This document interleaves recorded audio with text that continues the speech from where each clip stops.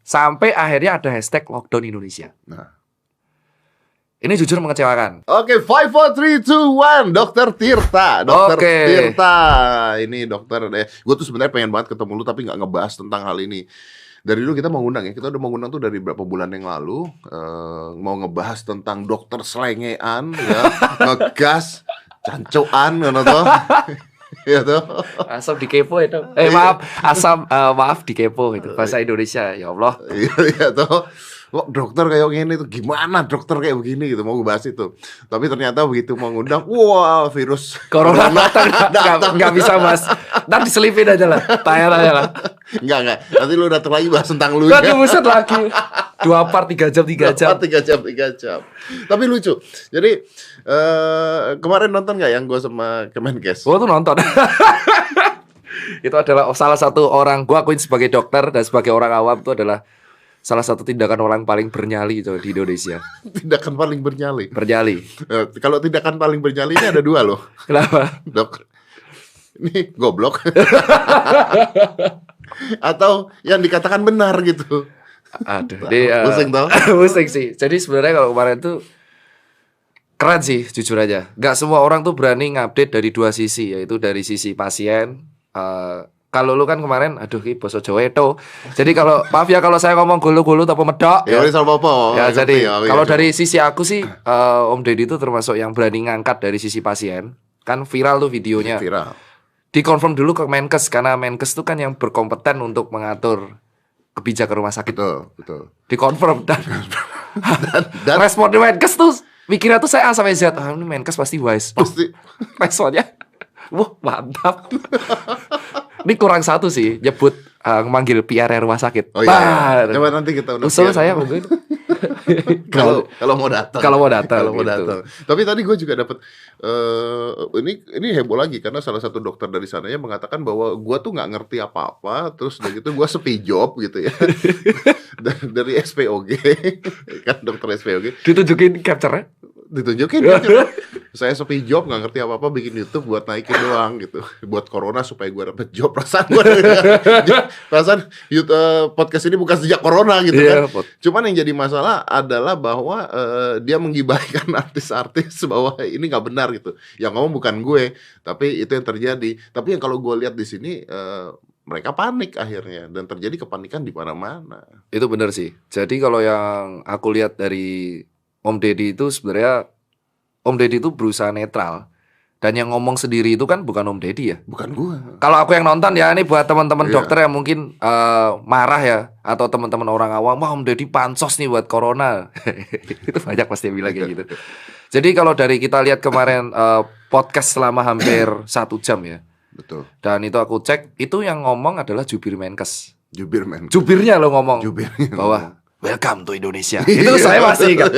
Itu adalah jubirnya dan Om Deddy hanya melempar perkataan bahwa bukan bela kayak men ini ada komplain dari pasien, lu sebagai Menkes what do you think men, lu mau ngomong apa gitu. Ya udah, kalau menyalahkan orang yang mengundang itu menurutku salah alamat.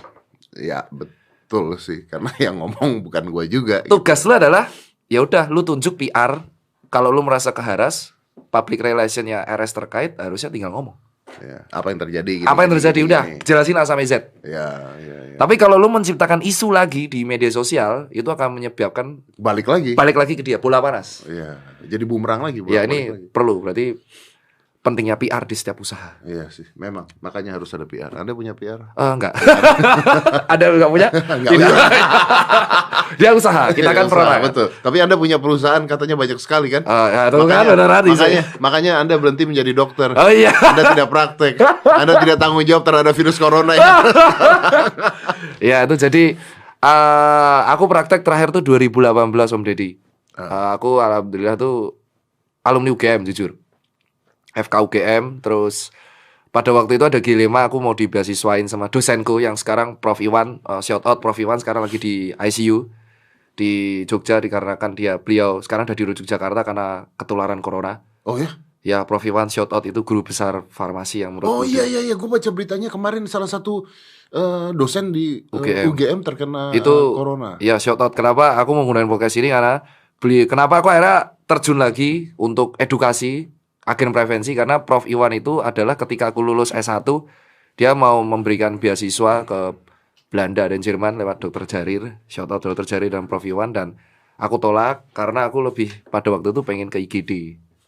Kerja di IGD. Kerja di IGD. Ya, belum siap maksudnya pada waktu itu untuk keluar negeri, untuk S2 karena penelitianku saat itu tentang obat-obatan dan tentang kopi. Oh. Nah, saat itulah aku memutuskan dari kerja di Puskesmas Turi di Jogja, Jakal KM 20 itu dekat Murapi, terus aku kerja di rumah sakit UGM. Teman-teman RS itu yang mengajarkan aku untuk komunikasi. Nah, dari situ aku udah nyambi itu, udah usaha Susan Care yang cuci sepatu udah jalan Om Deddy. Oke. Udah jalan, usaha cuci sepatu udah jalan. Nah, saat itu mau spesialis kan. Wah, apa diambil aja lah beasiswa LPDP itu lagi musim dari Kemenku mau LPDP. Anak buahku itu kan 60% rata-rata kuli bangunan. Napi. Pegawai Susan Care ada 360% diantaranya itu saat itu ada 160% diantaranya itu napi, putus sekolah, anak jalanan, anak pang, kaum marginal. Kaum marginal. Nah, mereka bilang, Pak Tirta boleh praktek, tapi kami gimana? Kami nggak bisa kerja kalau nggak dipimpin kan Pak Tirta yang ngajak, buset. Jadi di situ dilema, kalau gue nggak praktek, oke gue jalan dan maksudnya kayak karir lancar lah dokter. Tapi ini usaha gue mau buat mereka PHP-in mereka. Ya udahlah, gue korbanin dulu, nekat nyambi kayak praktek pagi, siang Susan Care gitu terus. Tapi nggak bisa juga akhirnya. Drop gue 2 kali opnam. Dalam waktu setahun gue opnam DB tipes sempat masuk GOT rumah sakit. Dokter kok opnam. Udah kesampaian. Nah dari situ disuruh milih sama teman-teman RS. Tir lu milih mau dokter atau usaha, lu nggak bisa campur aduin dari satu karena TV itu datang terus terganggu. Ada pada waktu beberapa stasiun TV datang ke puskesmas nge-shoot tuh terganggu mereka. Dan akhirnya setelah selesai internship, gue ditawarin kerja pada waktu itu. Akhirnya gue putusin setelah discuss dengan bokap nyokap, agak kontroversial. Oke lah, gue ngurus Susan Care dulu, gue nabung. Misalkan ada rezeki, mungkin gue berjuang dari membuat rumah sakit dan klinik untuk teman-teman dokter gue. Ya, tapi artinya lu sampai saat ini tuh jiwanya masih dokter dong? Masih. Karena gue juga dengar bahwa katanya lu baru saja menyumbangkan 100 juta rupiah untuk 200 juta rupiah untuk masker. 200 juta rupiah untuk masker. Kalau tahu sih ini buset, nguliknya keren ya. Dari duit dia pribadi dia mengeluarkan duit 200 juta rupiah untuk masker. Nah, masker ini bro, ini dipakai untuk yang sakit doang apa buat semuanya? Ini karena konsepnya masih bingung sekarang kan. Nah, kemarin gue sempat viral juga tuh gara-gara yang masker gas. Maaf ya reporter TV One. Itu saya sebut, saya gak ada niat untuk ngebully pada waktu itu. Cuman saya ingin meluruskan bahwa masker itu dari dulu anjurannya dari WHO dan beberapa tenaga medis harusnya untuk orang yang sakit. Betul. Satu, kedua tenaga medis dan orang yang beresiko. Orang yang beresiko ini ambigu. Orang beresiko itu adalah orang yang kerja di tempat lalu lalang ketemu orang tiap hari, shopkeeper, terus polisi, tentara atau bandara. Yang tugasnya adalah menerima banyak orang. Banyak orang, ya, karena dia potensi. Nah, tapi kalau orang sehat dan tidak beresiko, jadi kayak datang cuma ke kantor terus pulang dan tidak pakai transport umum, ya dia tinggal jaga kebersihan, cuci tangan. Yang cuci tangan yang benar, pola hidup bersih sehat. Yang lu ngegas kemarin gara-gara cuci tangan tuh ya. Ya salah, gila cuci tangan pakai Amer tuh gimana coba? Gue terpaksa ngegas sih karena dari 2009 salah satu materi kuliah di kedokteran UGM itu kan adalah edukasi masyarakat. Dokter harus menjadi agen kurasi, agen kuratif, jadi penyembuh dan agen pencegahan. Nah pencegahan itu edukasi harus santun itu. Gak didengerin bisa? Gak bisa. Selamat datang di Indonesia. Welcome to Indonesia. Rogat Jubir. Welcome to Indonesia. Jadi pada waktu itu mikir, wah ini kalau kalem-kalem malah gue dipikir sotoy lu. Gue pernah edukasi kalem mengenai sex education. Gue inget 2 tahun lalu gue sex education, gue jelasin teorinya bahwa gonta-ganti itu jelek, walaupun pakai kondom, bla bla bla. Walaupun enak ya? Ya itu. Bacot lu. Set. Netizen bilang, sotoy lu. Kok gue digas padahal gue kalem. Tapi ngomongnya baik-baik tuh. Baik-baik tuh. Di vlog masih ada sex education by Tirta, baik-baik. Baik-baik. Masih dengan gaya dokter. Masih gaya dokter. Pakai baju dokter. Pakai baju resmi, pometan, rambut klimis. Enggak begini. Enggak klimis. Dokter aja. Dokter pokoknya, literally bener-bener alim. Itu gue masih ingat. Edukasi 2 kali. Satu pakai baju dokter di Puskesmas Turi. Jadi gue edukasi mengenai tekanan darah tinggi. Itu yang nonton Gak didengerin. Gak didengerin. Ngomong tentang seksual gak didengerin juga. Padahal dikatain malah. Dikatain, bacot lu, suka-suka gua, kelamin gua. Gue bingung kan. Wah ini kalem-kalem kok kayak gini. Nah terus gua edukasi lagi, cuci tangan di story, Insta Live. Cuci tangan tuh kayak gini. Lah cuci tangan, tinggal cuci tangan. Gue makan pecel lele gak pernah cuci tangan. Setahun lalu nih. Nah, tiba-tiba corona datang kan. Tak des ke Indonesia. Ya, makanya harusnya ada sisi positif dari corona. Oh banyak. Satu, akhirnya orang Indonesia ngerti pentingnya cuci tangan. Nah, ya kan dari dulu belum cebok makan pecel. Baru selesai pecel, temannya datang, "Woi, WhatsApp, Bro." Waduh, pecel sambel. Aduh, gitu dah. Dan dari situlah kita kayak pentingnya cuci tangan. Dan dari sinilah gue mikir, gue gambling, gue tanya teman dokter, Tir, lu gunain ngegas lu edukasi karena teman-teman lu sekarang berjuang di IGD. Dan gue udah setahun vakum praktek. Kalau gue tiba-tiba ke IGD nggak bisa. Gue harus ya kayak pembiasaan lagi lihat, jangan-jangan masih lupa apa enggak. 3 bulan dan ini darurat. Dokter di sini sekarang lagi tersedot di semua IGD di rumah sakit di berbagai daerah, terutama Jakarta, Jogja, Bandung, Surabaya, Solo juga, yang udah ada korban nggak ada meninggal. Dan mereka tuh lagi habis-habisan, fisiknya terkuras. Nah, lu sendiri diminta untuk balik gak? Jujur ada banyak. Tapi gue bilang, kalau gue balik, lu harus 3 bulan pembiasaan lagi, Dir. Lu harus juga ikut prosedur, nunjukin SIP lagi 3 bulan. Oke, agen kuratif penyembuhnya udah dilakuin sama teman gue. Teman gue bilang, lu yang punya follower banyak, lu dokter. Lu harus gunain ilmu lu, ajarin warga di sana biar gak panik, Tir. Karena lu satu-satunya yang kompeten dan dokter di sini. Oke, lu setahun gak praktek dan lu harus pembiasaan lagi. Daripada lu nunggu waktu itu, lu buang-buang waktu, wasting time. Ini yang bilang dosen gue sendiri. Lu gunain dokter sebagai agen prevensi, pencegahan. Nah ini dia. Ini jadi nyambung ke masalah tadi ketika gue bilang tadi ada dokter SPOG tersebut ya. Kan dia mengatakan bahwa apa yang gue lakukan itu sebagai artis. Dia bilang artis ya. Padahal gue gak pernah nyebut gue artis gitu ya. Kalau artis tuh gimana gitu ya. Artis. Ya kembali lagi dengan magician. Bahwa tidak mengerti apapun tentang COVID dan jadi tidak berguna. Padahal menurut gua orang-orang kayak lu, apalagi lu ya, yang dokter terus udah gitu punya kapasitas untuk bicara ke orang banyak, itu berguna sekali loh. Iya. Karena informasi ke masyarakat kalau tidak diberikan oleh orang-orang yang mau didengarkan oleh masyarakat, ya tidak akan didengarkan juga oleh masyarakat. Ya tadi lu bilang, udah lu pakai baju bagus dokter klimis, nggak didengerin. Nah, kelamin gua kenapa lu ngomong? Iya. Itu kan yang jadi. Bener. Kan? Kalau mereka udah defend tuh kayak gua mau ngomong apapun, ya mereka nggak akan, mereka kayak mental udahan. Iya. Itu yang problem tahun lalu tuh. Iya. Dan justru orang-orang kayak begini, kayak lu, kayak gua adalah is an agent of change untuk Betul. Itu salah satu peran penting tenaga medis. Selain kita menjadi agen kuratif, diajarkan kita harus agent of change or agent of preventive. Jadi kita tuh harus edukasi, pencegahan. Karena sejatinya pengobatan terbaik dalam dunia kedokteran itu adalah pencegahan. Ya. Nah itu yang dilakukan. Oke, gue keinget semua materi dosen gue. Oke lah, gue take down semua postingan mengenai outfit dan brand lokal dulu. Gue dulu seminggu sekali share tentang kesehatan.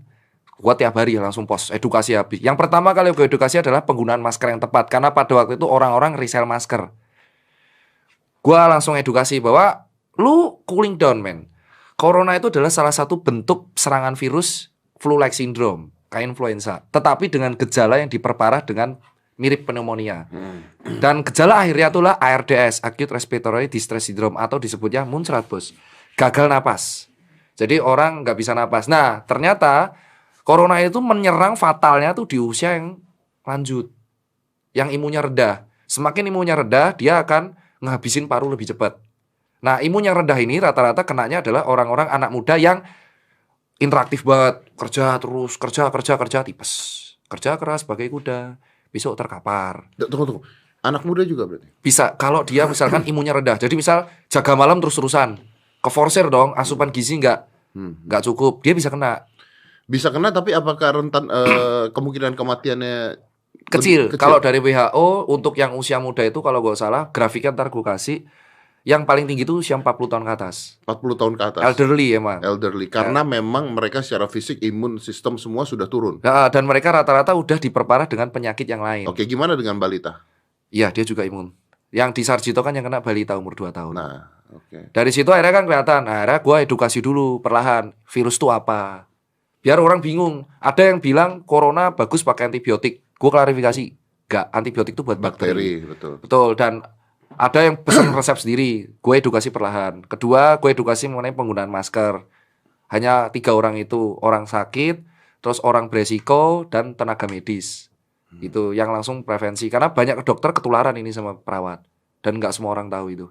Ya, kan ini kan bisa asimptomatis kan. Tepat. Wah, bahasa lu kok langsung jago gini. Wih, saya kan suka Google. Keren juga ya udah deh. Salam ngegas ya. Ya ini keren ya. Kayak Jubir kemarin ini ya. Yoi. Ya bener ya, mirip ya. Jadi, Yang artinya bisa aja gua kena dan gua nggak tahu. tepat. Dorman namanya. Jadi karena imun kuat, virus itu sebenarnya di dalam. Tapi karena imun kuat, dia menetap doang. Tapi gua bisa nyebarin ke orang-orang. Bisa. Masuk ke orang yang nggak kuat. Iya. Itu sebenarnya yang jadi masalah. Masalah itu. Iya, makanya terus akhirnya virus itu diobati dengan apa sih? Ini pertanyaan paling sering. Kalau di karantina tuh diapain? Ada SOP-nya sebenarnya di dokter. Tapi nggak bisa disebar di sini kan. Tapi pada dasarnya kalau orang kena virus, imun itu udah ngerti. Imun tubuh tuh pinter. Imun tubuh tuh adalah ciptaan Tuhan Allah yang bener-bener paling luar biasa bagus banget. Jadi virus masuk tuh mereka udah kayak punya defend, demam dulu, responnya kayak apa, kayak membela diri gitu loh. It's fight back basicnya. Fight back. Cuman kita sebagai manusia harus totally nggak ngapa-ngapain energinya buat nyembuhin itu. Makanya disebutnya bed rest total. Kalau lu, nah masalahnya orang Indonesia nggak bisa dikontrol. Dikasih liburan. Yoi. Mantap, santuy. Ada hashtagnya libur corona. Liburan ya kemarin santuy tapi goblok. Ya. Gas maaf kata kotor lagi. Kesel soalnya saya. Tujuan lu disuruh di rumah tuh bed rest man. Lu istirahat 14 hari di rumah supaya energi lu kepusat di imun lu, biar imun lu siap. Oke. Nah, kenapa harus diisolasi di karantina itu? Supaya orang-orang yang sakit ini lebih bisa dikontrol sama tenaga kesehatan. Lebih bisa dikontrol dan pengertian lebih bisa diperhatikan atau lebih tidak menyebarkan penyakitnya? Dua-duanya. Dua-duanya. Ya, jadi dikontrol, dikasih asupan gizi, infus, obat-obat medical simptomatis. Jadi kalau dia sesak nafas ya dikasih obat anti sesak nafas, kasar aja gitu. Dan supaya dia tidak tambah menyebarkan sekelilingnya. Itulah alasan karantina. Jadi gak usah takut. Lu tuh di lock supaya lu tuh gak nyebarin kemana-mana dan lu lebih cepat sehat.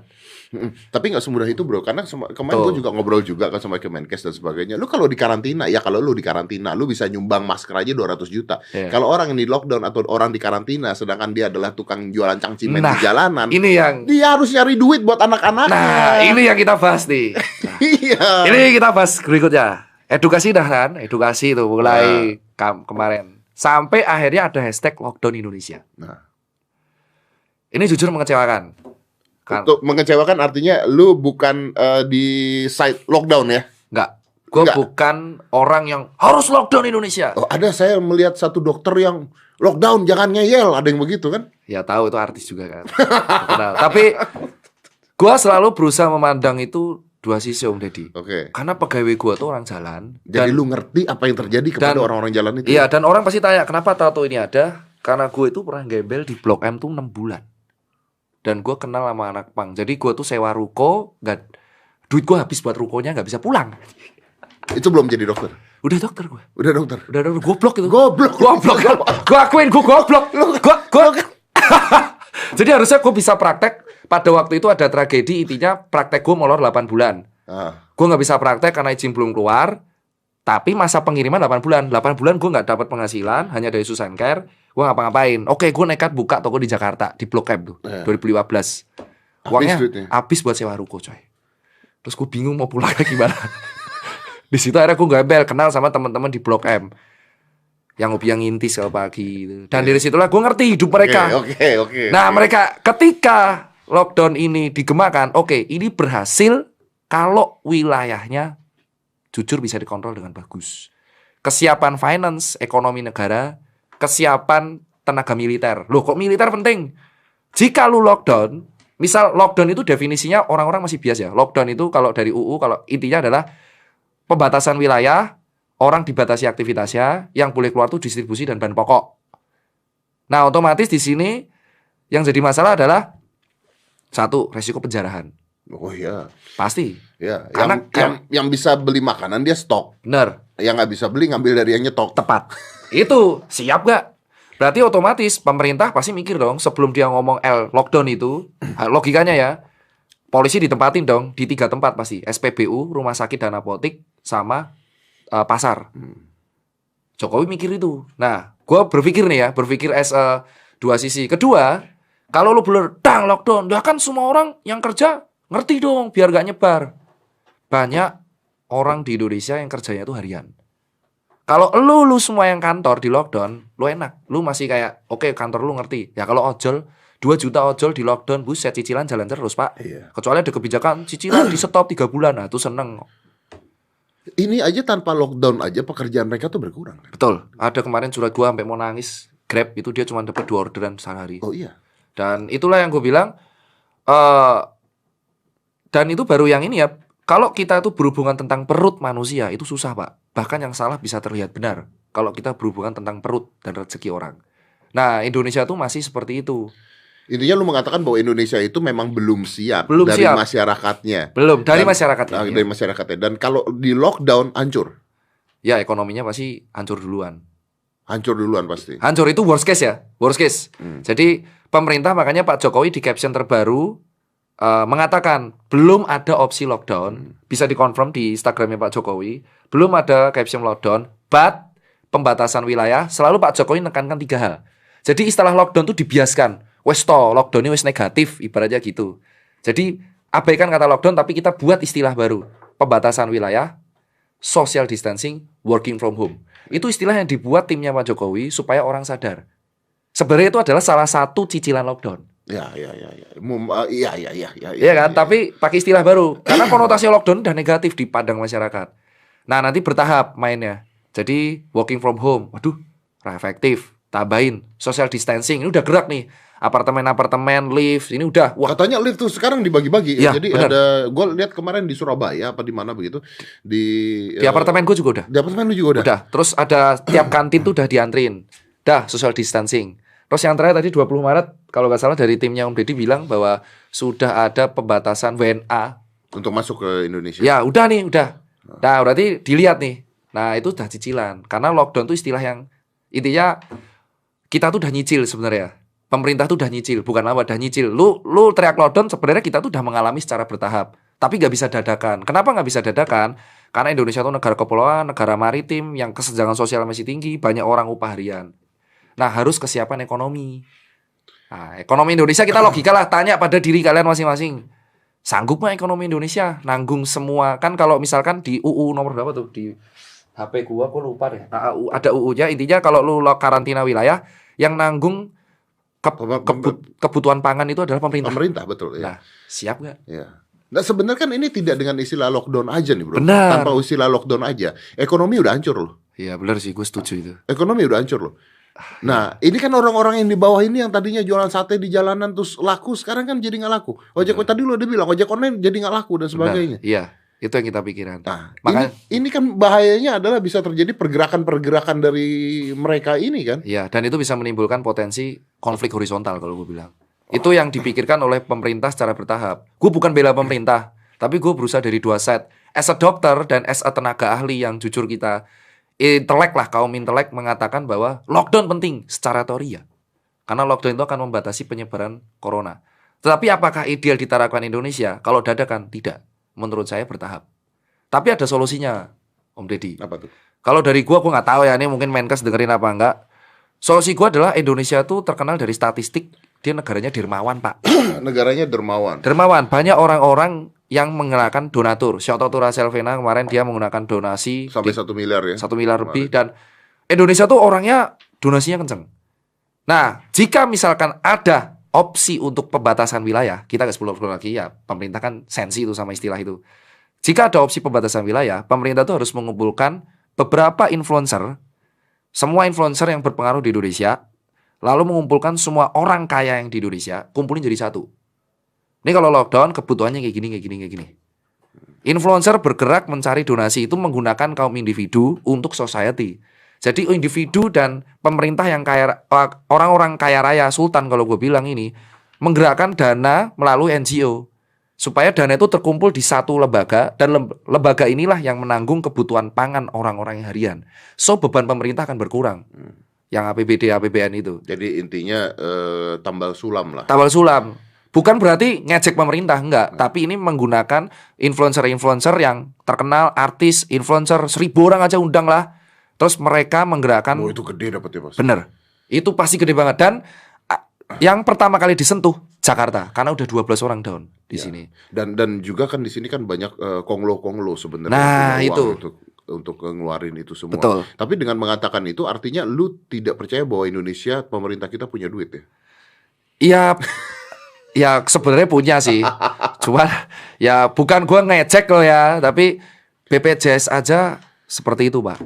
Kita sebagai dokter tahu lah fakta BPJS gimana utang Indonesia, dan sekarang per hari ini gue tadi lihat dolar udah 16.100. 16.100. Kemarin 15.000 kan 500, udah 16.100. Kita harus membantu. Jadi ini bukan tugas pemerintah, ini tugas negara. Tugas kita sebagai warga negara harus membantu pemerintah. Dan itu yang alasan gue pikir, oke, Rachel Fena udah donasi. Gue langsung, oke lah bodo amat. Gue takut banget donasi karena gue orangnya kayak beban moral. Wah ini duit orang gitu loh.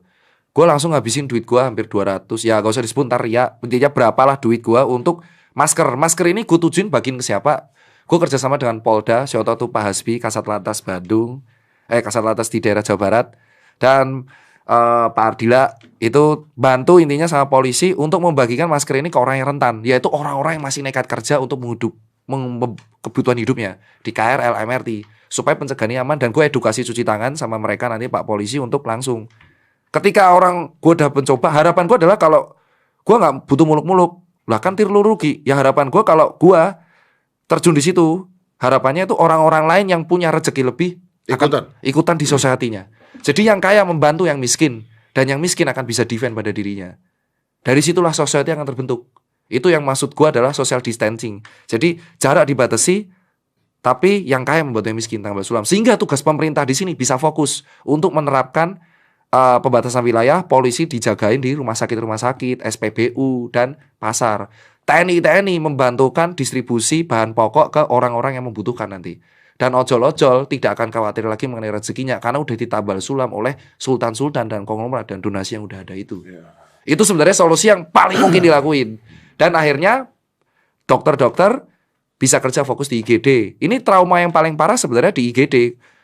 Kalau dari teman-teman gue dokter adalah trauma psikis. Jadi banyak orang yang datang ke rumah sakit, gue corona. Wah itu ngular Pak di rumah sakit. Banyak banget. Jadi kalau problemnya dokter sekarang adalah bukan mendetek yang positif corona. Bukan hanya itu aja. Beban psikis mereka adalah banyak orang datang ke rumah sakit, gue corona nggak ya? Nah, orang-orang psikis kayak gini tuh yang menenangkannya sulit. Karena mereka udah anxiety. Dan semakin di anxiety, semakin imunnya turun. Sedangkan di Amerika aja yang setahu gua ya, kemarin ada satu video di YouTube dia trending 26, nomor 26 gitu kalau nggak salah. Gua nggak tahu. Lu nomor 1 ya? Nggak tahu gua kayaknya ya. Dia itu membuat dia merasa bahwa dirinya itu kena corona karena dia pernah ada sebuah konsorsium atau pertemuan dengan orang-orang secara ramai dan salah satu pesertanya itu positif corona. Aduh. Ya. Jadi si orang ini merasa bahwa kemungkinan besar gua kena corona itu ada. Karena gua baru saja bertemu dengan orang yang sudah positif corona, baru kawan. Maka dia telepon ke health centernya di Amerika. Ini kita bicara United States ya. Dia telepon terus dia bilang, dan itu direkam, suara teleponnya direkam. Terus operatornya bilang, "Okay, so you met people with corona positive, COVID positif?" "Yes," kata dia. "Di mana?" Dikasih tahu di sini. Dicek sama operatornya. "Oke, itu memang positif corona. What do you feel now?" Apa yang lu rasain? "Ya gue pusing, gue agak gak enak badan, gue agak begini." "How old are you?" "Umur gue masih 24 atau 25 tahun." Oke. Terus dia bilang, "Bisa gak gue sekarang ke rumah sakit untuk ngecek corona dan sebagainya. Dan operatornya mengatakan no. No, yes, no. Isolate yourself di rumah. Betul. Isolate yourself di rumah karena kita tidak mengutamakan orang-orang di usia Anda untuk dicek dan untuk dirawat di rumah sakit. Ya. Artinya Tepat. rumah sakit aja udah pusing. Tepat. Saking banyaknya, pasien yang datang. mereka harus milih. Tepat. Triase itu namanya. Jadi makanya kemarin di Instagram kan banyak tuh orang awam, kok gue nggak diutamain. Akhirnya gue terpaksa lagi edukasi. Triase. Itu namanya triase, teman-teman. Triase itu adalah sebuah metode kedokteran. Ada 4 pita, merah, kuning, hijau, hitam. Hitam tuh kalau meninggal, merah kalau kritis, kuning kalau segera ditangani tapi belum begitu kritis, hijau kalau bisa jalan. Nah sekarang seleksinya itu kenapa dibuat call center COVID? Itu triase sejak dini. Jadi telepon, halo Pak, Anda gejala? Ya, gejala. Oke, demam berapa hari? 3. Ada gejala apa? Pilek, batuk. Oh, ada sesak nafas? Belum Pak. Anda usia berapa? 22. Oke Pak, sekarang Anda isolasi di rumah dulu 14 hari, 3 hari ke depan. Jika gejala parah, segera datangi ke rumah sakit ini. Tapi jika gejala membaik, Anda harus asupan gizi, jangan keluar rumah dulu, dan jika keluar rumah, cuci tangan dan masker. Itu adalah triase. Oh, berarti dia hijau. Ada yang telepon, halo Pak, ya, usia berapa? 65 tahun. Waduh, pasti kaget. Ada sesak nafas? Ya. Batuk? Ya. Pilek? Ya. Ada riwayat ke kota ini atau ke negara? Ya. Oke, Pak, ke rumah sakit sekarang atau tim medis yang ke sana. Triase merah. Itu sebenarnya dilakukan kenapa call center. Nah, warga tuh bingung, ini apa sih call center? Nah, call center itu adalah salah satu metode triase sejak dini. Penyempitan. Tepat. Jadi yang datang ke rumah sakit itu adalah benar-benar yang emang urgent. Bukan kita menolak, tapi terlalu banyak pasien yang datang. Aduh, gue jangan-jangan corona ya. Nggak salah, karena emang itu wajar, anxiety. Makanya dibuatlah call center. Call center COVID itu dibuat bukan seolah-olah lebay, bukan. Ini buat netizen, apaan lebay call center? Bukan, itu namanya triase. Sama halnya ketika gempa kemarin di Jogja. Call center, pakai call center. Ada apa? Ini daerah mana? Rontok. Datang dokter. Gitu. Itu namanya call center sejak dini. Bukan kita nolak, tapi pebasket NBA kan isolasi di rumah. Oh iya betul. Isolasi Tom di Hanks, rumah. Tom Hanks juga kan di rumah. Juga, iya. Iya, itulah. Tapi orang Indonesia edukasinya tuh belum bagus. Bukan gua ngatain jelek, bukan, tapi emang standar SOP seperti ini itu belum diterapkan sejak dulu. Jadi kaget. Jadi kaget gitu ya. Karena nggak siap memang semuanya. Betul. Tapi kemarin Kemenkes juga pernah ada mengatakan bahwa ada rumah sakit yang nggak mau ketahuan bahwa ada pasien corona. Itu Kemenkes yang ngomong ya. Iya. Ingat ya teman-teman, yang ngomong bukan kita, bukan Pak kita, bukan Pak Dedi ya. Bukan. Jadi nanti dokter SPOG gitu. Bukan cari panggung. Bukan dokter Tira juga loh ya. Bukan. Yang ngomong Kemenkes sih. Kemenkes ya. Ini harus kayak gini, kalau enggak kayak tadi tuh loh. Iya, di capture. Di capture. Roger Danuarta keseret. Roger Danuarta. Kasihan. Sepicup katanya. Anjir jahat banget itu. Jadi kalau gue pikir ya, aduh HP gue jatuh. Pertanda. 5, 4, 3, 2, 1, close the door.